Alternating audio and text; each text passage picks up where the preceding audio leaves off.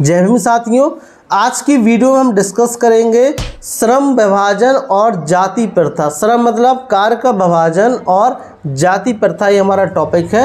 यह टॉपिक मैंने लिया है एनिहिलेशन ऑफ कास्ट मतलब जाति भेद का उच्छेद। आप चैप्टर नंबर 4 में इसको पढ़ सकते हैं आसानी के साथ में, और मुझे लगता है कि आपको पढ़ना ही चाहिए। तो शुरुआत करते हैं इस वीडियो का। इसमें डॉक्टर बाबा साहब अम्बेडकर लिखते हैं कि खेद है कि आज भी जाति प्रथा के समर्थक मौजूद हैं।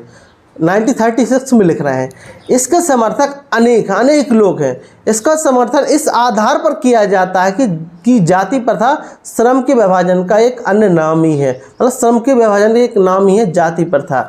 यदि श्रम का विभाजन प्रत्येक सभ्य समाज का अनिवार्य लक्षण है तो यह दलील दी जाती है कि जाति प्रथा में कोई बुराई नहीं है। तो ये दलील दी जाती है कि सभ्य समाज के क्या लक्षण है, अनिवार्य लक्षण है, इसमें कोई बुराई नहीं है, दलील जाती है। इस विचार के विरुद्ध पहली बात यह है कि जाति प्रथा केवल श्रम का विभाजन नहीं है। बाबा साहब अम्बेडकर बोल रहे हैं जाति प्रथा केवल श्रम का विभाजन नहीं है, यह श्रमिकों का भी विभाजन है। इसमें संदेह नहीं है कि सभ्य समाज को श्रम का विभाजन करने की आवश्यकता है, किंतु किसी भी सभ्य समाज में श्रम का विभाजन के साथ इस पूर्णतः वर्गों को श्रमिकों का विभाजन नहीं, बल्कि यह श्रम के विभाजन से बिल्कुल भिन्न है। तो ये श्रम का विभाजन नहीं, बल्कि ये क्या है, बिल्कुल भिन्न है, बिल्कुल डिफरेंट है। यह एक श्रेणीबद्ध व्यवस्था है, मतलब श्रेणीबद्ध मतलब व्यवस्था ऊपर नीचे, जिसमें श्रमिकों का विभाजन एक के ऊपर क्रम में होता है, एक के ऊपर क्रम में होता है। किसी भी अन्य देश में श्रम के विभाजन के साथ श्रमिकों को इस क्रम में नहीं होता। जाति प्रथा के इस प्रकार के विरुद्ध तीसरा तथ्य यह है कि विभाजन स्वतः नहीं होता। तो डॉक्टर बाबा साहब अम्बेडकर सीधी बोल के क्रमबद्ध तरीके से ऊपर नीचे की, मतलब आप कोई काम अच्छा कर रहा है, कोई बुरा कर रहा है, ठीक उस तरीके से है।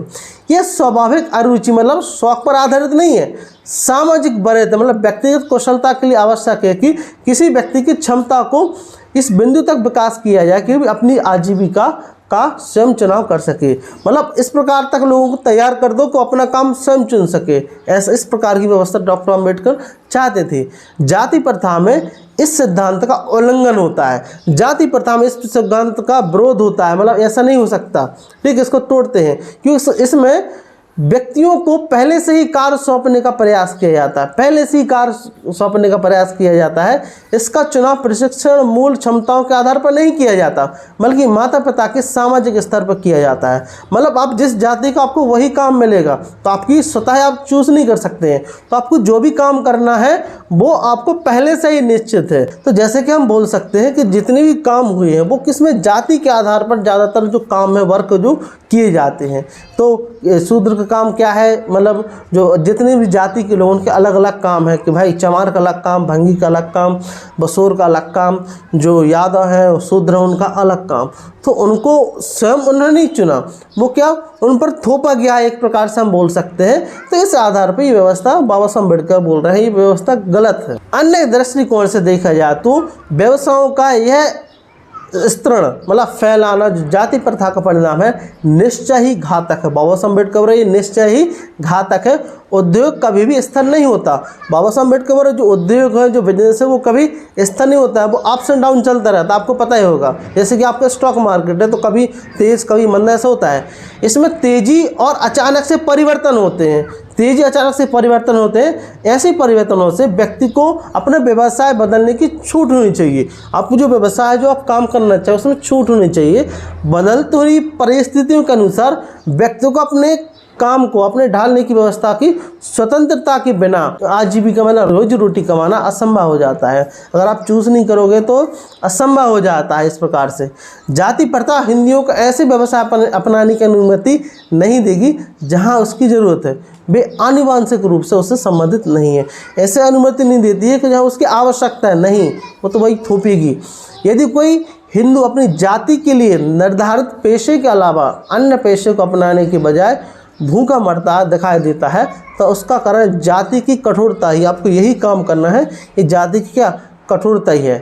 तो पैसे के पूर्ण समायोजन मतलब एडजस्टमेंट की छूट ना देकर अधिकतर बेरोजगारी फैलाती है। अधिकतर क्या ये बेरोजगारी फैलाती है, तो छूट नहीं देती है कि उसको आप फिर से करो।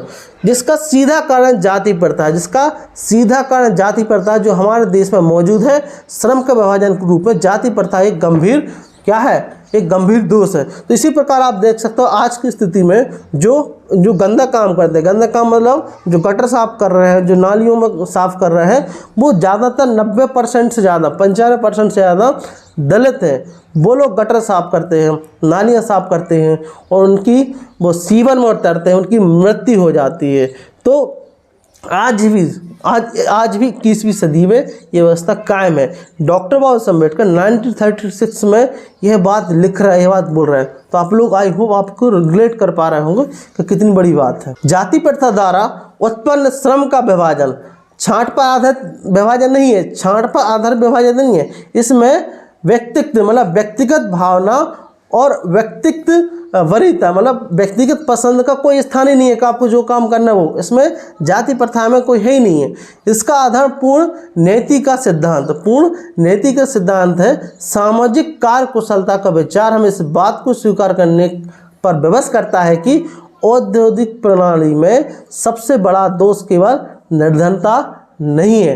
तो सामाजिक कुशलता में इस प्रकार से विचार करने को क्या विवश करता है कि औद्योगिक प्रणाली सबसे बड़ा दोष केवल निर्धनता नहीं है, क्या है, जाति है, क्योंकि अपने वर्क को चेंज नहीं कर पा रहा है। इस प्रणाली में जो सबसे बड़ा कष्ट है वह यह है कि बहुत ज़्यादा लोग ऐसे व्यवसाय में लगे हैं जिनके प्रति उनकी प्रवृत्ति ही नहीं है, मतलब उसकी टेंडेंसी नहीं है, मतलब रुचि नहीं है, एक प्रकार से हम बोल सकते हैं। यदि किसी ऐसे व्यवसाय से निरंतर लगा रहना पड़े तो उस व्यक्ति को पीछे छुड़ाने एवं उसके प्रति सद्भावना ना होने बचने की इच्छुकता बनी रहती है कि जैसा हो सके इस काम को छोड़ा जाए। इसलिए ज़्यादातर होता है ना, पेरेंट्स बोलते हैं कि जो हम काम कर रहे हैं वो हम आपको नहीं करने देंगे। भारत में अनेक ऐसे व्यवसाय हैं जिन्हें हिंदू निष्कृष्ट मानते हैं, मतलब जो नीचे मानते हैं। मैंने बोला ना कि चमड़ा पटाना, नाली साफ करना, ठीक है। इसलिए जो ऐसे लोग उनमें लगे हैं वो उनसे पीछा छुड़ाने के लिए आतुर रहते हैं कि जो ऐसा काम कर रहे हैं जो गलत है, निष्कृष्ट मतलब नीचा काम है, वो उसको छुटाने को आतुर रहते हैं। मतलब क्या है कि जहां उनको मौका मिलता है मतलब उस काम को पीछे छुड़ाने की, मतलब उस काम को छोड़ने का प्रयास करते हैं जो काम निष्कृष्ट। मतलब आज लेकिन स्थिति यह है भारत की, इंडिया में देखा होगा कि चाहे कर भी नहीं छुड़ा पा रहा है क्योंकि हमारे पास ऑप्शन नहीं है। तो ज़्यादातर जो जाति से रिलेटेड जो पेशा है ज़्यादातर देखा होगा तो वो आजकल कर रहे हैं। ऐसे व्यवसायों से बचने और उन्हें त्यागने की निरंतर इच्छा बनी रहता है। इसका एकमात्र कारण वह निराशाजनक प्रभाव है जो उन पर हिंदू धर्म द्वारा आरोपित कलंक के कारण पड़ा रहता है। ऐसी व्यवस्था में क्या कार्य कुशलता हो सकती है, डॉक्टर बाबा साहब अम्बेडकर सवाल कर रहे हैं, जिसमें ना तो लोगों के दिल और ना दिमाग अपने काम में होते हैं, ना दिल रहता है ना काम होते हैं। इसलिए एक आर्थिक संगठन के रूप में जाति प्रथा हानिकारक व्यवस्था है। तो अगर एक आर्थिक व्यवस्था के रूप में जाति प्रथा क्या है, एक हानिकारक व्यवस्था है, क्योंकि इसमें व्यक्ति की स्वाभाविक शक्तियों का दमन होता है। व्यक्ति की जो स्वाभाविक शक्ति है, उसकी क्वालिटी, उसका क्या दमन होता है, और सामाजिक नियमों की तत्कालीन आवश्यकताओं की प्रवृत्ति बनी रहती है। तो जो आपकी टेंडेंसी है, जो आप करना चाहते हो, उसका दमन होता है, ठीक है। तो इसलिए डॉक्टर अम्बेडकर बोल रहे हैं कि अगर आपको आर्थिक तौर से भी आगे बढ़ना है तो आपको you will have to finish the caste, आपको जाति को ख़त्म करना पड़ेगा। तो आई होप आपको इस वीडियो लेसन के माध्यम से आपको समझ में आया होगा कि श्रम विभाजन और जाति प्रथा में क्या समानता है, क्या हो सकता है। तो आपके क्या जो भी आपके विचार हो, जो भी आपके कमेंट्स हो, please tell me in comment box. आपको कमेंट बॉक्स में ज़रूर बताना हो, और आपको ये अच्छा लगा तो प्लीज़ इसको शेयर करें और चैनल को सब्सक्राइब करें। तो मिलते हैं फिर इसी प्रकार के नेक्स्ट टॉपिक में। Thank you very much, thanks for watching. जय भीम, जय भारत, नमो बुद्धाय।